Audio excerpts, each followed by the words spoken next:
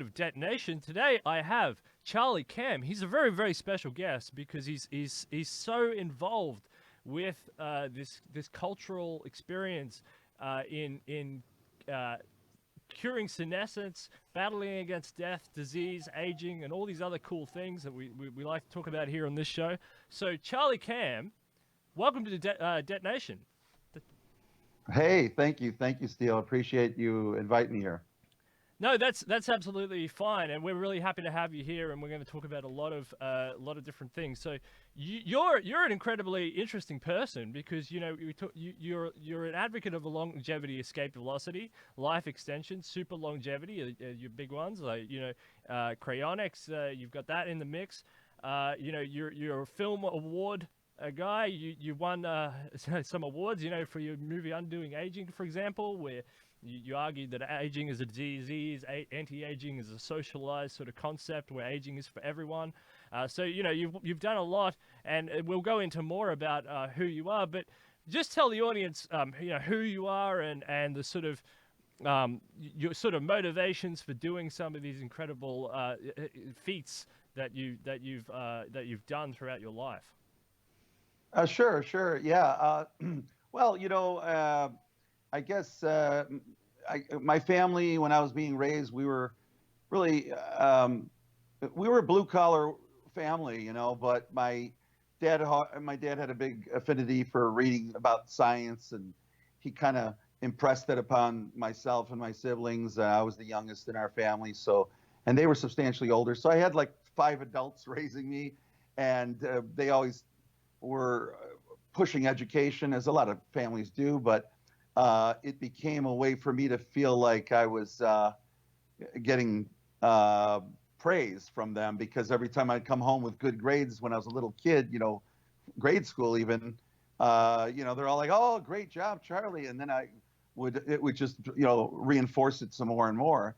So I had really good scores, really high grades in grade school, and I was lucky enough to get accepted to something called the Gifted Center in the city that I was growing up in, which was Chicago. Because we came from a rough neighborhood. There's no way I would have got in, but luckily they had this program, and in the program they actually started to teach us things about philosophy and psychology, and also how to sing and how to play instruments, and then they had us doing performances. So we got a good exposure to a lot of different culture, which served me well later on, as we'll talk about it later. But I eventually went into school, went into college, studied biochemistry. I went to med school for a little while, but I really was more. Again, I came from a family where nobody had gone to college, really. Nobody went to graduate school or anything like that prior to me. So I was only under the impression that we had either to pick from being a doctor or a lawyer. And I picked doctor because, we were into science. But while I was there, it wasn't quite what I wanted to do. And things were going along, but then we had a crisis where my dad was diagnosed with cancer. And that kind of turned our whole family upside down. And it really frustrated me a lot, because here I was studying to try to cure people, because that was what I thought was a good thing. You want to save lives. And here's my own father who's got cancer. And I'm trying to figure out what to do. But this is back in the 90s, and there's no cure. And there still isn't really. There are some things that are being done that are pretty amazing. But anyway, at the time, there was nothing I could do. I started looking into other alternative things like cryonics, but back then everybody told me, "Oh, no, that doesn't work. It doesn't work. When you freeze somebody, the water expands and the cells burst, and then they can." And I was still thinking, but it maybe. But the problem was my dad died very quickly. He died the following year.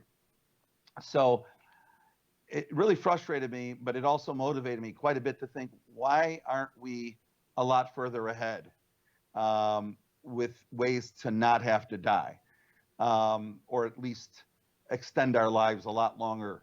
Because it was so frustrating and sad. And I know everybody goes through that, and I would have given anything to not have to have that happen. So I feel like I wanted to spread the word for all the different types of technologies and futuristic technologies that are coming, or that were coming up at the time. And I started looking into different organizations, and I found out there was one called the World Transhumanist Association, which was an organization that dealt with futuristic technologies. And I started looking into them, and I found, and I was getting more exposed to other authors like Eric Drexler, who wrote Engines of Creations, and he talked about a lot of futuristic technologies in that book. And then I came upon Ray Kurzweil's books, which really I thought was the most amazing book I ever read, which was the first one was The Age of the Spiritual Machine.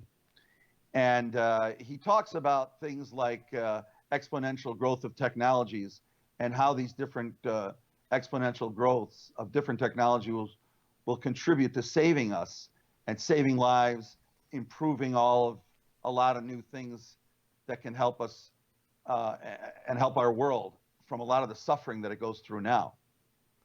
So, and as I was getting more and more into that, I saw that this organization I'd heard about, they had conferences internationally. Every year they held a different conference somewhere around the world, this Transhumanist Association. So I thought I'll go check one out, and I eventually did. I went to Caracas, Venezuela in 2005, and it was hosted by a friend and another MIT graduate, as was Ray Kurzweil, Jose Cordero. And I went down there, and they talked about a lot of amazing things, like gene therapy and robotics, nanotechnology, and stuff that I'd learned about by reading these books, but now I'm listening to people actually on stage talking about it. And it really is a powerful moment when you can hear people actually saying it as opposed to just reading it. And I thought, wow, you know what? That was a pretty good conference, but boy, if we could do this in a big way, we could really spread the word for a lot of people that can expose them to ways to save lives, save their loved ones, just like I could have done maybe for my dad. So I had contacted their organization to see if it was possible to host one of these conferences in Chicago. And they already had something booked for 2006 in Helsinki, Finland. And I said, well, what about the next year? And they said, well, that's still up in the air. We'll see. We got a bid from Madrid and another one from Uganda. And I thought, oh, that's interesting. Well, and that was the year of 2005. I knew that was the year that Ray Kurzweil was going to come out with his next book, which was called The Singularity Is Near. And in that book, he describes something called the singularity, which if you take exponential growth of technology and you plot it on a graph, and you start it as far back as you want, you'll see that it keeps doubling over a period over shorter and shorter periods of time. And by putting this on a graph, he could predict things. He could say, well, if computers are such power, then this could happen, and this could happen at this point and this point. So in the year, for example, in the year 2000, in his Age of the Spiritual Machine, he said in approximately 7 to 8 years, chess programs will be able to defeat grandmaster champions. And at the time, Kasparov was the grandmaster champion of the world. And he says, no, yet that can't happen. And Kurzweil says, he says, well, I'm just telling you what I'm looking at on this graph here that shows that these are going to grow, that the computer powers will double. Well, sure enough, it was about exactly 7.5 years later when IBM came out with Deep Blue. And that was a chess program that beat Kasparov, and it beat him resoundingly till Kasparov stormed off stage. And then he finally came back, and they said, well, what do you have to say? He says, well, I stand corrected. And then the press came away from that saying, well, it looks like Kurzweil knows more about computers than Kasparov knows about chess. And he made Kurzweil made a lot of other predictions in his book, and people have assessed the amount of his accuracy, and they said it's somewhere close to 90% of accuracy that he's done from his predictions based on computational growth and what he calls his law of accelerating returns. Anyway, so I was so impressed with Kurzweil that I was just a big fan. Like if you're a fan of Elvis, I was a fan. I was like the nerd who was a fan of Kurzweil, right? So to me, anything, I was just waiting for his next book. And like I said, he was coming out with a book in 2005 called The Singularity Is Near. I ordered an early copy, paid extra just to get it. When I got it, I mean, I was, you know, when you're passionate about something, I just went crazy and I read it all like in one night or maybe 2 nights. But I remember I was just like, oh my God, this is great. This is a profound book. Everybody should read it. But I know no one that I know is probably going to read 600 pages. That gets a little technical. So I thought the good news was I have a background not only in science, but in music. That's where coming back to that part where I told you early on when I was in that gifted school where they taught me music. And we also learned when we were doing performances, it was Gilbert and Sullivan. That's what we would perform, Gilbert and Sullivan plays. So I was familiar with a play called The Pirates of Penzance, which had a song called I Am the Very Model of a Modern Major General. And it had a lot of words in that song. And I knew that if maybe I took Ray's book, synthesized all the important points, and turned it into a song, that maybe then people would, you know, they'd listen, because people listen to songs more than they read books. So that's what I did. And when I read his book, I saw that he coined a term called the Singularitarian, which is somebody who ascribes to the tenets of the singularity and bases their life on knowing that the singularity would be coming. And we'll describe that a little later. But when I saw that word singularitarian, it had kind of a lyrical flow, and it fit the same as modern major general. It kind of goes up and down the same way.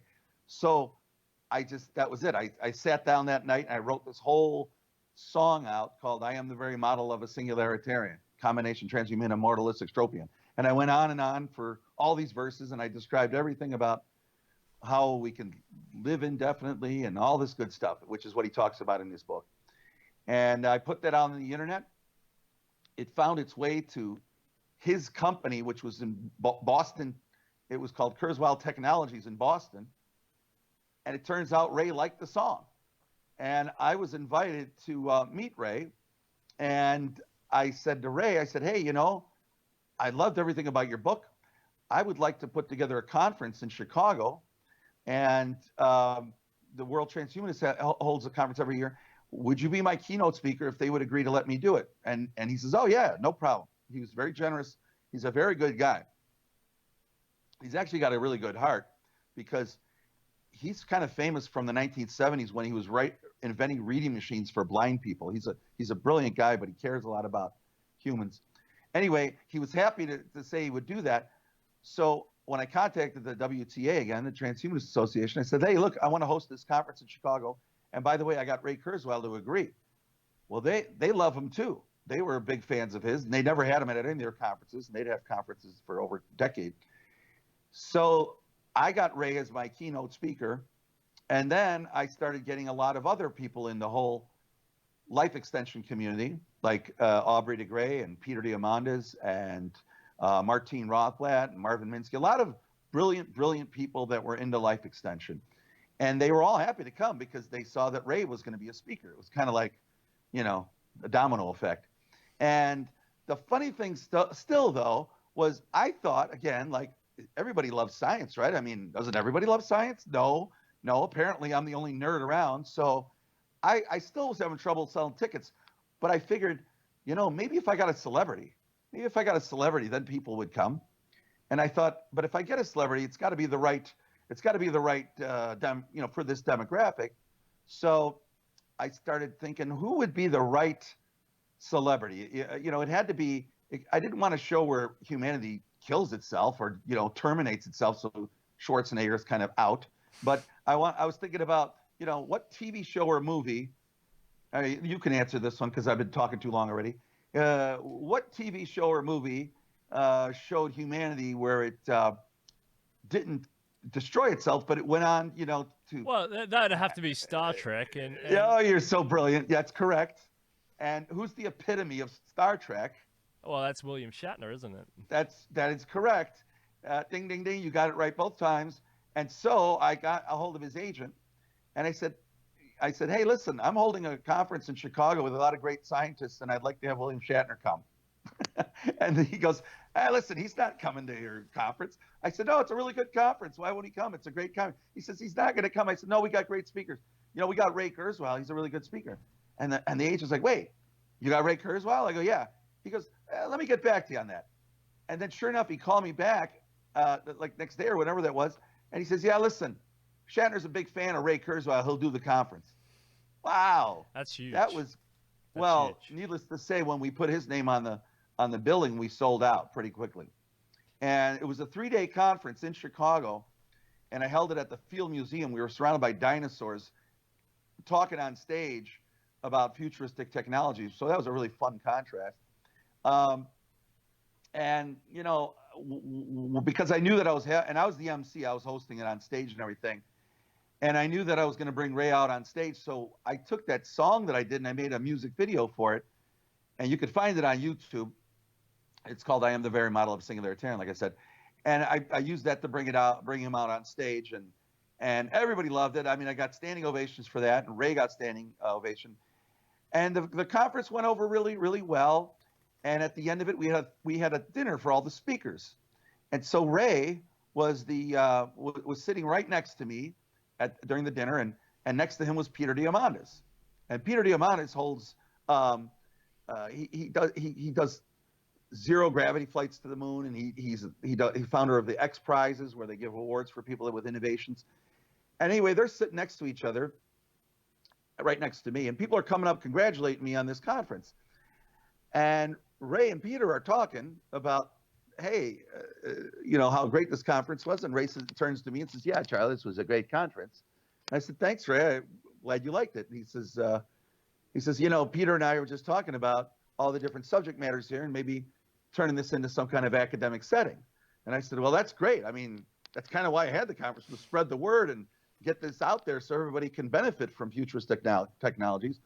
Well, it was about a year and a half later, they launched Singularity University in Silicon Valley. And Ray even made mention of it in the first graduating class. He says, hey, Peter, remember about a year and a half ago, we were in Chicago and at that dinner where we were talking about this, and here it is now. So I was always glad to hear that, it had some kind of influence to make that happen. I'm not taking credit because obviously these guys made it happen, but that's where they first sat next to each other. So, because that music video I did was so popular, I started doing other ones, and I was doing other music videos and other song parodies about futuristic technologies over the years, because I became good friends with Ray, and he started inviting me to Kurzweil Technologies in Boston whenever they had the company parties, and I would make music parody videos, like when he came out with How to Create a Mind. So I took a clip from Wizard of Oz when Scarecrow was talking to Dorothy about if he only had a brain, and I turned that into if I had to build a brain, and I did the voiceovers on that. That's on YouTube too. And then I did another one called, instead of a few of my favorite things with Julie Andrews, I did Futurist favorite things, where I did the voiceover of Julie Andrews, which kind of sounded like a Monty Python female voice, but it went over well. A lot of people like it. But anyway, the thing is, my goal has always been with these videos, and by the way, I've been getting invited to a lot of other conferences now, creating new videos, new songs, all about futurist technologies. But all of these technologies, they really need to be out there, and people need to be made aware of them. And I know a lot of people get concerned that maybe it's only for the rich people, but to Ray's point about exponential growth, if you think about television, for example, well, when televisions first came out long time back in the 20th century, it took almost 50 years before they became ubiquitous, right? Before they were almost in everybody's house. It took at least 50 years. But when cell phones came out, it took only about 10 years, because by then our technologies had advanced so much, and that's part of what Ray talks about, this exponential growth. And by the way, when technologies come out, just like, let's look at cell phones, they're usually, like the first cell phones, are big and clunky and they don't work very well. But after several iterations, they become very sleek and very good at their job, and the price point comes way down. Because I remember when the first cell phone came out, and I think I got one. It was a big clunky brick, it was like ridiculous, and it wasn't very good, and it was very expensive. But nowadays, cell phones are pretty much affordable for most everybody. So that is the same thing with a lot of technology. That's why I feel bad when people start to worry that, only the rich are going to benefit from this stuff. That's not true. And another thing that I am always concerned about,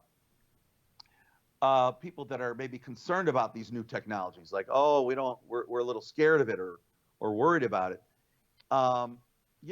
It's there to benefit people, to help them. I mean, when I think about my dad and how much I wish he was back right now, my goodness, if that technology could have saved him, maybe the treatments they have now could have, I would have given anything. So I think people need to think about that before they maybe are against any kind of newest technologies or anything, because these are things that can save us a lot. Yeah. Go ahead. Yeah. So that's a really good summary of your growing up in Chicago. I mean, Chicago is a big city. I mean, it's a what do they call it? The Windy City, right? Oh yeah, Windy City. The Windy City, yeah. But growing up in Chicago and then doing these conferences and meeting Ray Kurzweil, it sounds like a very I mean, life is linear, but you're on an exponential journey, if you know what I mean. And to your point. Yeah, and if you're talking about the television and comparing that to the mobile, when the television first came out, it was just a broadcasting machine. The mobile phone is now an everything machine. It is a television. Yep. It is a messaging device. It's everything in one. So even though its first iteration was a single use, a single device mechanism, now it's evolved into an everything machine. So for example, the Neural Lace that we're looking at, you built that wonderful song about how I build a brain. The Neural Lace, for example, that's that's the first big and clunky mobile phone. So what they have now, yeah. So what they're looking at is this groundbreaking technology is the big and clunky mobile phone, and that will only accelerate. And once we are able to use that sort of technology to enhance ourselves, then you get that accelerating returns happening even faster. Like, as you said, because most people think linearly. There's a linear projection because of time itself. So time is actually is misunderstood, because time is actually running at different rates and different speeds across the universe, depending on gravity and a whole bunch of other factors. That's right. Yep. But our human experience, discounting the fact that our toes are running quicker or slower or whatever it is to our heads, but our human experience is that time is just something. You wake up at 6 a.m. in the morning, you go to bed at 8 p.m., and that's your experience of time. It's this linear projection. But in technological terms, that's not what we've been experiencing as a human species at all. That is far removed from what we've been experiencing as a human species, and what we've been experiencing in the last since the two big ones, I guess, was Francis Bacon with the scientific the scientific rationalism, and then electricity was the other huge innovation, which enabled the Turing computer. So those three things have just absolutely kicked off this sort of exponential-ism that Ray Kurzweil's talking about, and politicians, they talk to me and they say, get people like yourself on, because my country is suffering from a deficit of smart people in these fields, because people are still thinking linearly. There's other cultures out there. There's other, some of them are micro, some of them are macro, and some of them are governments that are thinking, and they're thinking exponentially. They're generating policies, social policies, political strategies, linguistic and security measures that are all based on exponential thinking.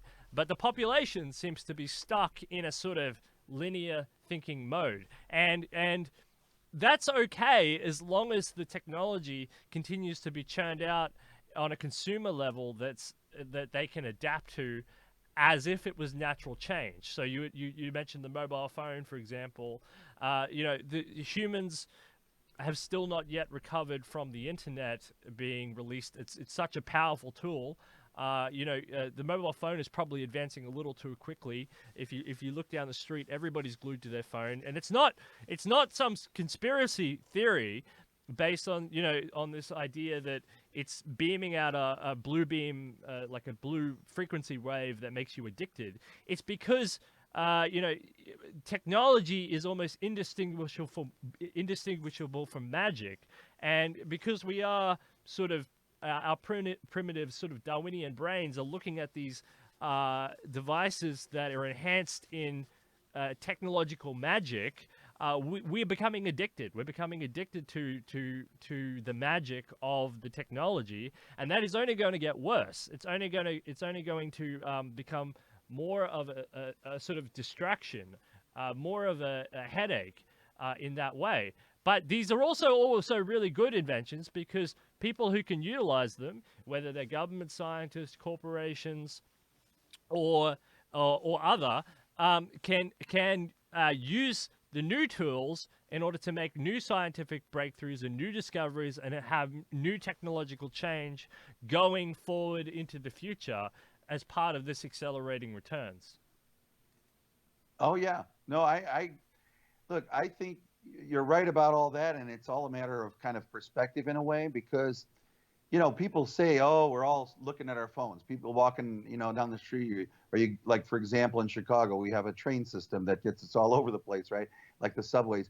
And if you go on there, you see, oh, everybody's just got their phone in front of their face like that, right? But let's think back. And by the way, let's think back for a second, because it's generational. Because if you go and look at some old movies from the 1950s or any clips, and you see whenever, 50s, 40s, whatever, well, they were sitting on their buses and trains, and what did they have? Newspapers. They're all sitting there staring at a newspaper. And by the way, what is a newspaper? It's just information, right? What is the phone? People are looking at their information on the phone. Now, people will debate and say, well, yeah, but the newspaper, that was news. Well, let's debate a little bit further. Well, it depends what you're reading, right? You could be reading the day's politics, or maybe you were looking at the astrology, or you were looking at the sports, or you were looking at the comics.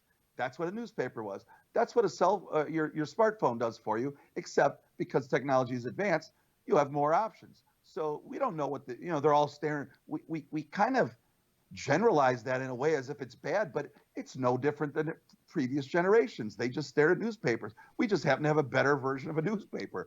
So it's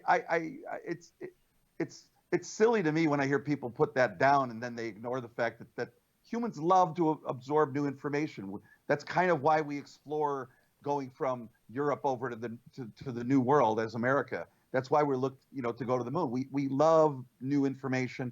That's kind of how we thrive. And by the way, you talked about your, Australia and the country. It's a sad thing because from everything I hear, Australia's a beautiful country. I've not been there, but I'm waiting for you to invite me. But but what I will say from experience in the United States, a really foolish thing that they did in this country under George W. Bush, because he was afraid of offending people that were about embryonic stem cell research, he put a moratorium on it for years. Well, it didn't stop the science. All it did was make it flourish everywhere else. And then, the United States literally fell behind for almost his 8 years, or at least 4 years, because it flourished in Germany and in Asia and everywhere else. So to be against these technologies or try to stop them on a local, national level is kind of detrimental to a country's own economy, as well as just their innovation and everything else, and also pushing smart people away. Like you said, if you don't have enough smart people, it doesn't help. So it's good to not have that kind of stoppage of things. It's like this notion of a brain drain. When you put a moratorium on it, I mean, these people want to continue whatever the science is, or whatever they're just going to brain drain to wherever the law allows them to do it.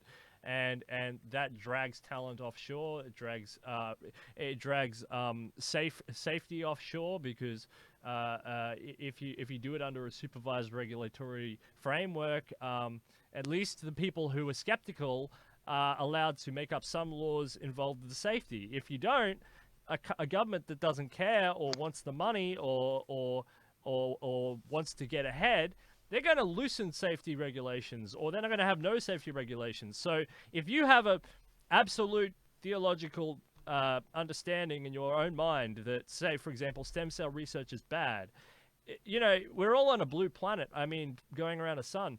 I mean, if it goes over to the other side of the planet, you're effectively condoning that behavior. That, okay, but just because it doesn't happen in this geographic area, it's okay that it happens here because it's not in my backyard, unsupervised, unregulated, and very unsafe. Yeah, right, exactly. It's always better to have everything out there on the open and in transparency and let everybody do what they want. And with regard to embryonic stem cells, obviously now people don't even need them. They've been able to develop pluripotent stem cells and things that can, we don't even have to deal with that kind of stuff anymore. So that controversy is gone. I know we mentioned Cryonics a little bit earlier, and yeah, I'm a member of a Cryonics company where they, when you die, they cryopreserve you. And I know that sometimes people will think that is something that, because it's got a science background, that it has something to do with religion or anti-religion, which it does not actually. In fact, when you think about it, it's interesting. When people have asked me, well, have you, and they know it's a loaded question because they think they know the answer. But when I've had different people ask me, okay, you're signed up for Cryonics, but has it ever worked? Have they ever frozen a person and brought him back? And then I say, yes. And they're like, now they're getting mad because they think I'm lying. And they go, no, because they think they know the answer. I said, no, we have. And they're looking at me like, no, when, where, what? I said, well, we've frozen fertilized embryos, and we've brought them back into full-fledged humans, and there's thousands of them walking around. And they're looking at me. Now, if they're Republican, they have to agree. They're like, oh, you're right, because you know what? You are a human at inception. I said, yeah, you see? So isn't it better that we have Cryonics that saves those frozen embryos instead of discarding them? So I got a lot of people that were Christian Republicans that saying, oh, yeah, okay. But then the other argument was, well, wait a minute. Doesn't it mean if you freeze yourself when you die, when you're pronounced dead, and you get or cryopreserved, aren't you interfering with God's will? Doesn't that mean you're going against my religion, is what they say? And I said, no. Let me tell you something. When a person 50 to 60 years ago, when a person had a heart attack and they fell on the ground and their heart stopped, we said they were dead. But maybe 50 years ago, right after the defibrillators were invented, well, when a person fell over and had a heart attack, we used the defibrillator. Was that interfering with God? And people say, like, oh, no, not really. That was just science. I said, okay, well, cryonics is kind of like science too. It's the same thing, actually, because if a person falls over and we try the defibrillator and it doesn't work, well, then we just put them in a cool down state until we can fix them at a later date. That's all cryonics really is. It's just, we're going to keep this person as a patient until a later time. And we keep them in a liquid nitrogen form. And then people say, yeah, but that's interfering. I said, well, that's not interfering, because here's the thing. Just like defibrillating wasn't interfering, cryonics isn't interfering. Let's say someone that's very religious, we cryopreserve them. And if God is there, do you really think that our liquid nitrogen is going to stop the hand of God from coming down and reaching into that and going for the soul of this frozen person? Oh, I'm God. I can't get into there because it's frozen too solid. Hey, God created everything, right? So if it's that person's time to go, God's going to pull that soul out of that cryopreserved person, and then in 10 or 15 or 20 years, whenever we start to reanimate the cryopreserved, well, that guy didn't make it because God took him early on when he got frozen. But maybe some people will. So I think all of technology, anything that we create it's by human, it's interesting with this argument here, because a lot of people argue maybe against cryonics because it's death related, but they don't really argue the same thing when they talk about let's freeze people and then send that ship off to Alpha Centauri as colonists and then unfreeze them over there and then let them go out about their daily lives on some new planet. They don't argue against that. I never hear that. Do you ever hear that they say, "Oh, it's immoral that we put people in cryogenesis and send them off at light speed to another"? I don't hear that argument. I hear, "Oh, No. it's a very good way to get people from A to B."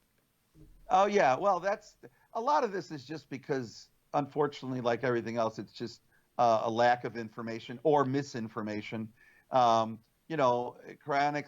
The idea of using cryonics to send people across to anywhere to the universe is kind of look. I'm actually a member of like here's my little Cryonics medallion. If you can see this, but if you wear this around your neck and if you fall over dead, they're supposed to you got to be lucky that someone reads it. I'm not saying Cryonics is foolproof. I mean, maybe no one will find me and I'll rot to death. But what I'm getting at about this Cryonics thing is Cryonics is a good idea if you want to use it for if you're gonna if you can't be cured of whatever the disease is now, but we know the way technology is growing that we're probably going to have a cure for almost every disease in the next 20 years or maybe 30 years. It's not going to be hundreds of years because we are in an exponential growth. Then Cryonics is a great thing to have. You should always have it. You should have it for your loved ones. If you care about the people you love, have it.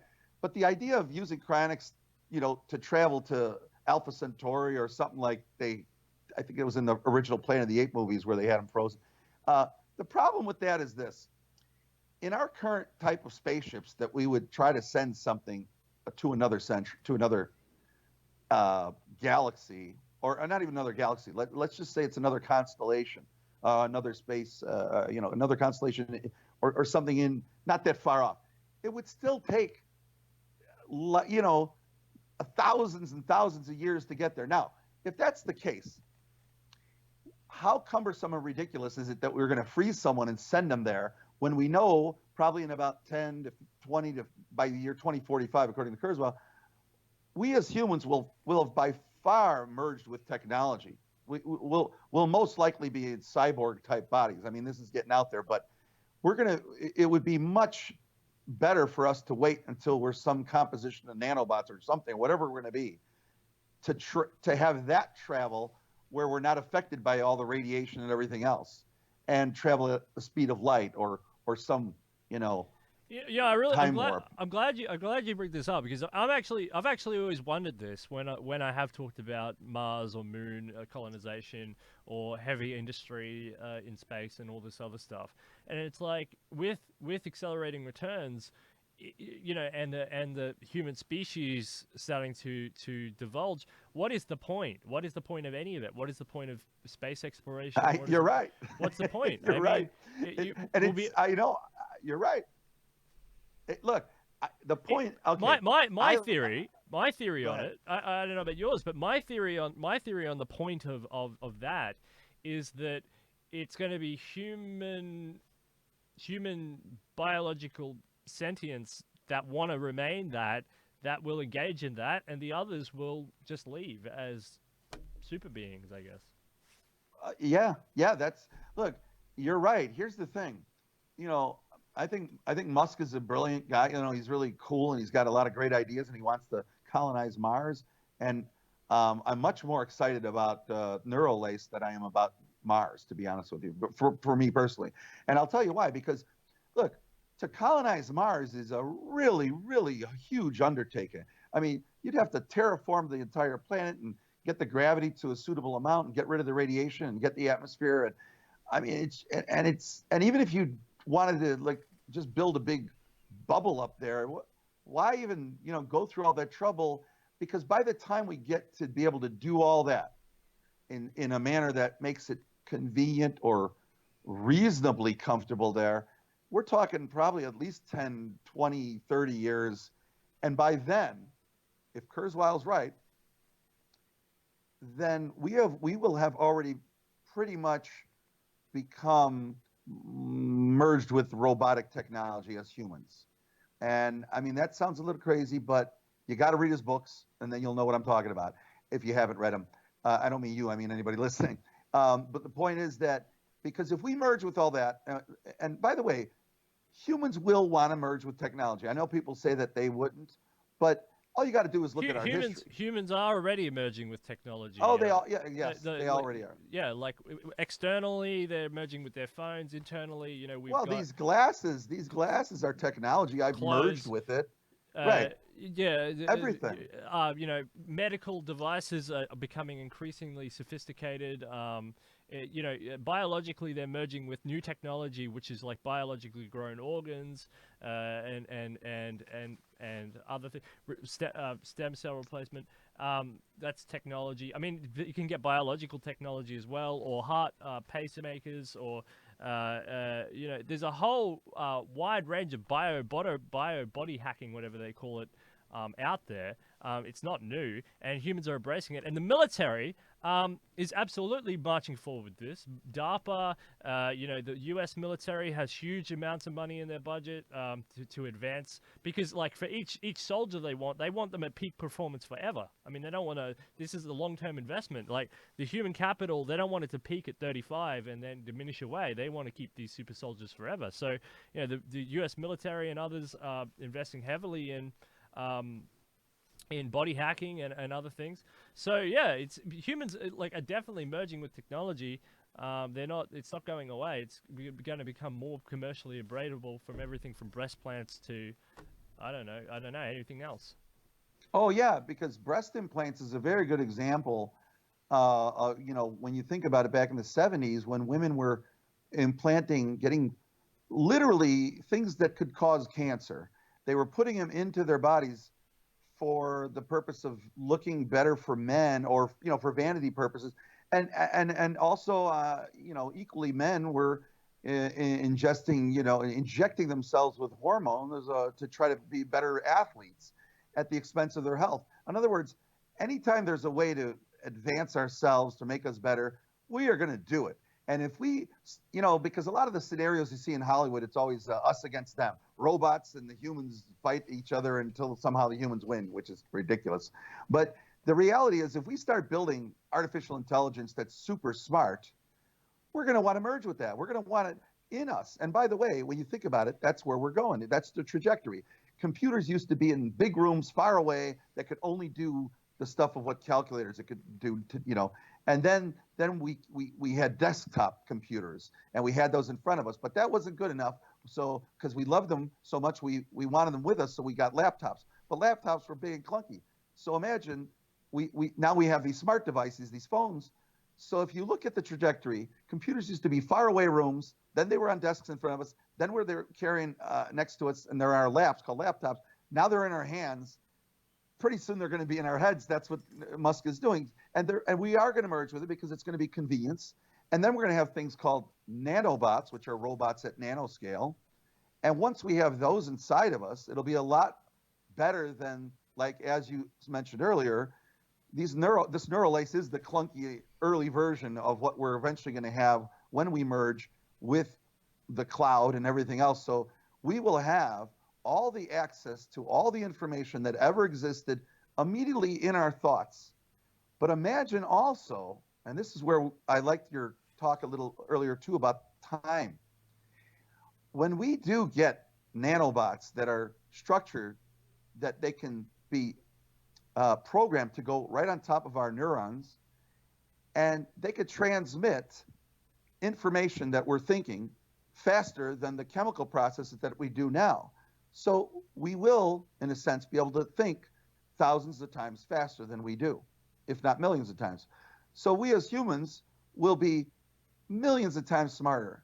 We'll be thinking way faster. We'll be able to transmit signals back and forth. Of course, we're going to merge with this technology, and it's going to transform all of humanity as we know it. The paradigm shift for this is at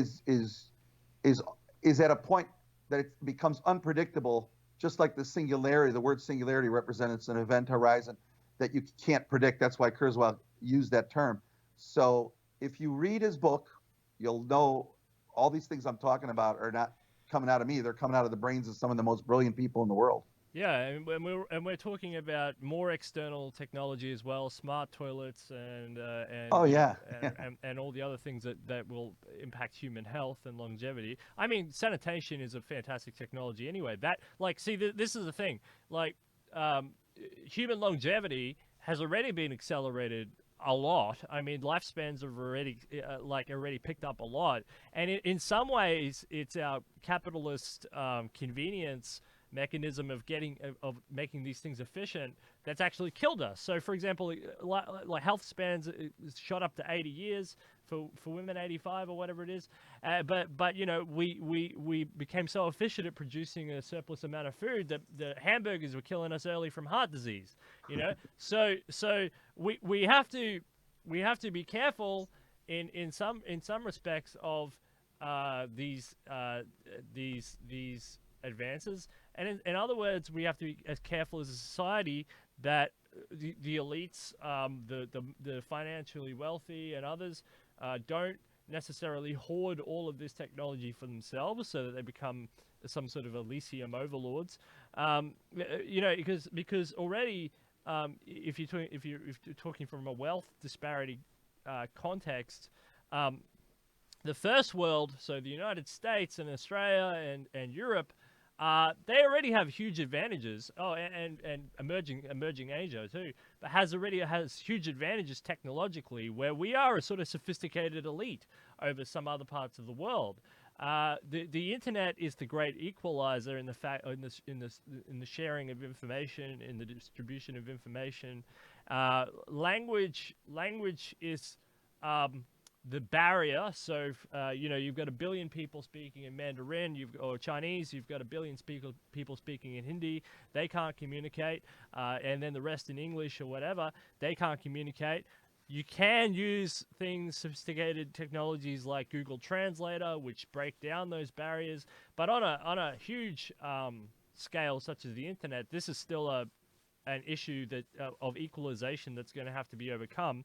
So the internet has been a huge sort of technological equalizer, but it doesn't necessarily mean that with the current system of property rights, with copyright law, with jurisprudence and the judicial system that's been set up, that elites won't have the ability to hoard some of this stuff. And so if you know, the old guard of say socialism or communism or whatever, even right wing or centrist, you know, distribution mechanisms of capitalism. You know, they're talking about Medicare, Medicaid, and yeah, but we also have to start. I think I want to hear the new brand of politicians from the right and from the left start talking about the equal distribution of technology as a human right, and information, and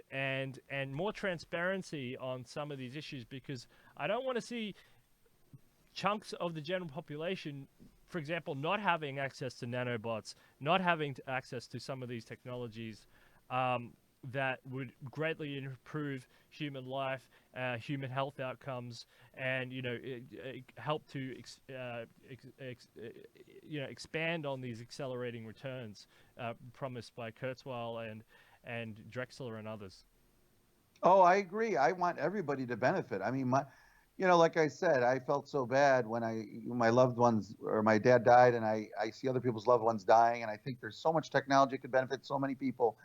But I do think, like the example I gave before, when cell phones first came out, they were clunky, and then they eventually became good, but the price point also came way down. And also, when the cell phones first came out, they were thousands and thousands of dollars per phone, and it really was only for the elite. But it only took about 10 years for it to come down, so almost everybody has them. Same thing with television when it first came out. But television, like I said, took 40, 50 years. Cell phones, 10 years. So any of these newest technologies, like a nanobots or something like that, that won't take. That'll be also because of the acceleration of technology. What it also means is the acceleration of the price point coming down. So those kind of technologies won't. They might be in the hands of the elite for a year, but then after about a year or so, it'll come down so cheap that it'll be around for everybody.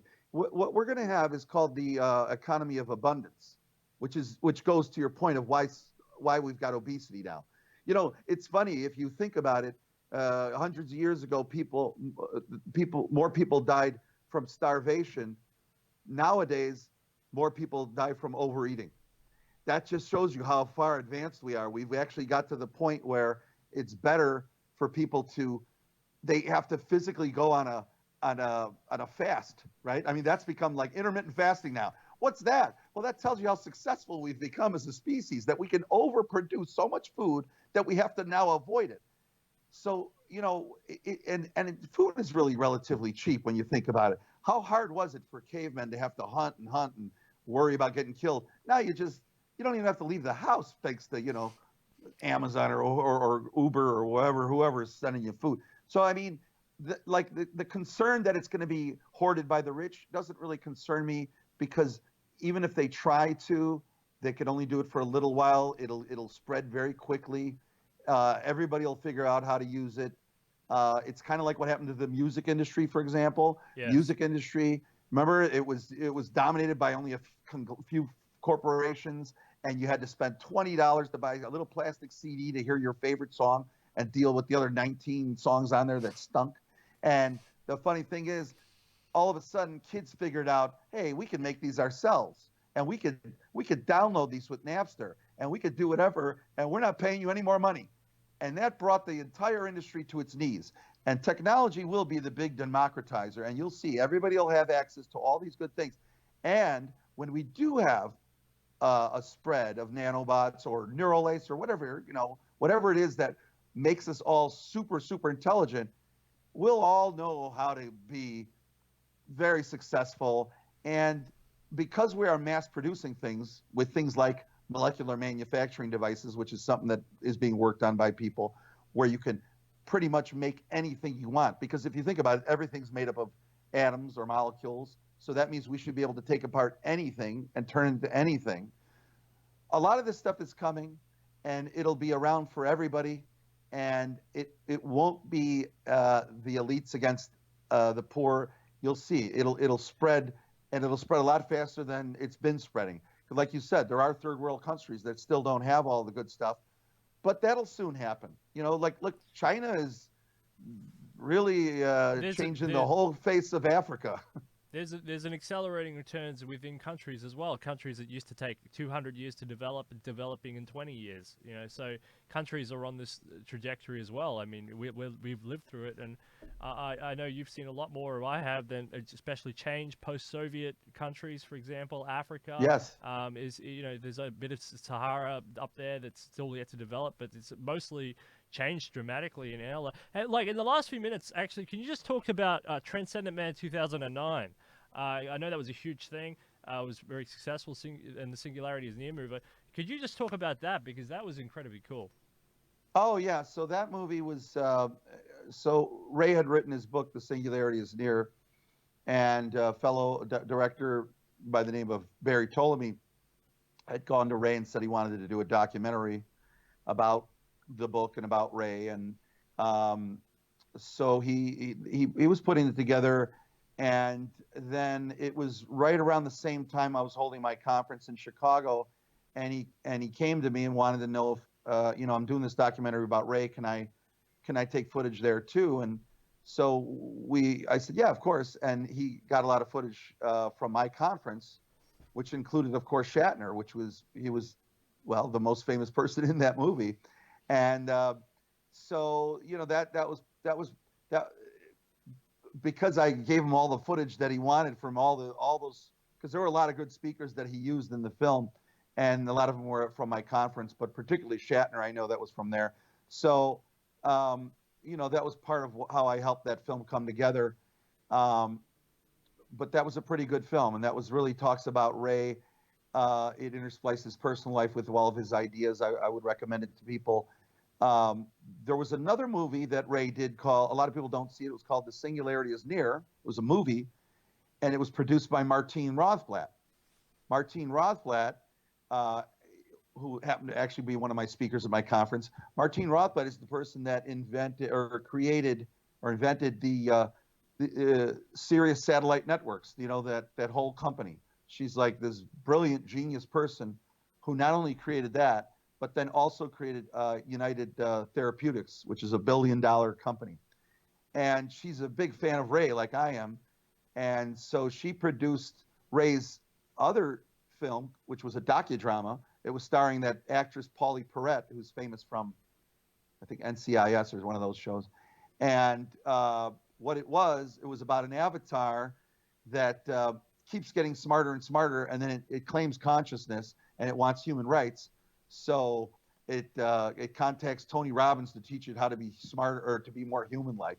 It's actually a very fun, interesting docudrama because it cuts back and forth from the dramatics of these robotic or this AI claiming consciousness, and then it goes to people that were knowledgeable like Ray and other people in the field talking about AI and about how society is changing. So if you ever get a chance to get to watch that, I would recommend that. And the funny thing was, when Martine, who I'm friends with, and like I said, she was at my conference, she wanted to put my song, I Am the Very Model of a Singularitarian, into that movie, which I said, oh, yeah, of course. I want that in there. It'd be great.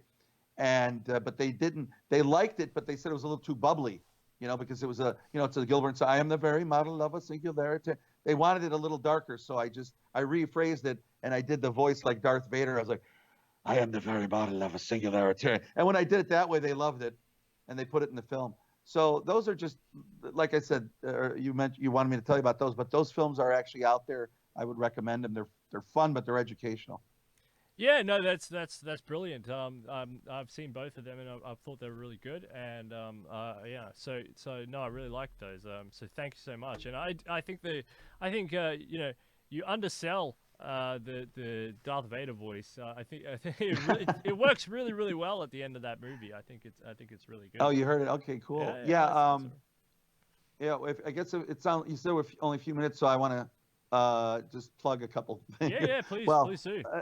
Actually, just I'm going to be, like I said, I hosted that conference back in 2007. I'm going to be hosting Transvision again in 2020 in Los Angeles, and along with Natasha Vita-Moore. She's an amazing scientist and author and artist and brilliant. And anyway, right now I know we've got Ray Kurzweil confirmed to speak, as well as Martine Rothblatt and Aubrey de Grey. A lot of people are in the life extension community, but we don't have the date yet, but it'll be in Los Angeles. It'll probably be around September. If anybody's interested, look into that. I know you had Kate on the show, Kate Levchuk, talking about it. She mentioned it. Yeah, absolutely. When you interviewed her, she waved. She said I remember watching your show, and she waved, "Hi, Charlie." She was waving at me, so hi, Kate. How you doing? Anyway, it should be a great conference, and I hope people, if they're interested in this kind of stuff, they should come out because it's incredibly informative, and it tells you how you can, benefit from all these advances, and it even tells you how and where to go to and who to go to. So, yeah, that's that. That's absolutely brilliant. I only have one more question for you that I want you to answer, and it's kind of this idea that is transhumanism a religion, or is it a philosophy, or is it a religion? Because Francis Fukuyama said it's the most dangerous idea in the world. A lot of people put a lot of faith in it, like they do with religion, although it's based on reason and science. Is it a religion, or is it empirical, conscious thought of reason? Well, I believe it's a philosophy. I don't really think of it as a religion. I mean, I guess anybody can interpret it however they want, but for me, because it is based all on science, I never think of it as a religion because, I mean, if you look up, religion is the definition is that, it's called acceptance without proof, if you want to call it that way. Now, this is, while you can say, but look, what about, for example, Cryonics? Is there proof that works? Well, it's not saying that it's that it hasn't been proven. What we're saying is that if you look at the trajectory of science, there's a good chance that it will work. So I don't look at it as like, oh, I have faith that it's going to work, because as a scientist, I know it may not. Maybe something will go wrong. But because I do see that science is growing exponentially, that there's a good chance that it will work, that we will be able to undo the freezing process. And by the way, they've already corrected it, because when they first started cryopreserving people back in 1967, when they first cryopreserved the first person, they did a straight freeze where they just put them in liquid nitrogen. But in 2004, they started using certain biodegradable cryoprotectants so that there's absolutely no freezing damage. And now it's called vitrification. It's not called freezing anymore. So there is a trajectory of improvement. And so for me, to answer your question, no, I don't think of transhumanism ever. I've never thought of it as a religion. I always thought of it as just science advancing to help us. A philosophy with hypotheses built in, and some of them unproven, some of them proven, and some of them having standard evidence. Which is what science is, right? Yeah, absolutely. So yeah. That thank you so much for coming on Detonation. I really appreciate it. I really appreciate you taking the time to come on this show and to talk to me and engage with me on some of these subjects and answer some of my burning questions. So thank you so much for coming on. Well, thank you for having me. I really appreciate it. It's always fun talking to people that are into this stuff. It's just it's exciting. Well, yeah, it's exciting. It's exciting, and it's happening now. And you know, people aren't talking about it. People don't know about it. And you know, I want to be at minimum engaged, at least in some way, with some of the exciting you know, advances and community and everything else that's involved in the whole process. Yeah, and I think it's sad that people maybe get a bad impression of transhumanism. And by the way, the term itself doesn't mean, I mean, it's great that there's a term like that, but I mean, it's really about helping people. That's really what it comes down to. I mean, all of science is always about either making life easier or making health better. I mean, I've never thought like, this is some evil thing or evil people. I always think, at least for me personally, everything I want to do and everything that I get involved in is to benefit, to help. That's why I never see this as I never see like religion versus science. I think, you know, because the basic tenets of all religion is about love, and really so is science. I mean, you want to help people. That tells you must at least care, if not love them. So I don't know why people debate that so much. You know, science versus religion. To me, I think it's totally compatible if you want. You know, depends what what your view is. All right. Charlie Kemp, thanks for coming on Detonation. All more coming all your way all this week. Thank you very much, Charlie Kemp.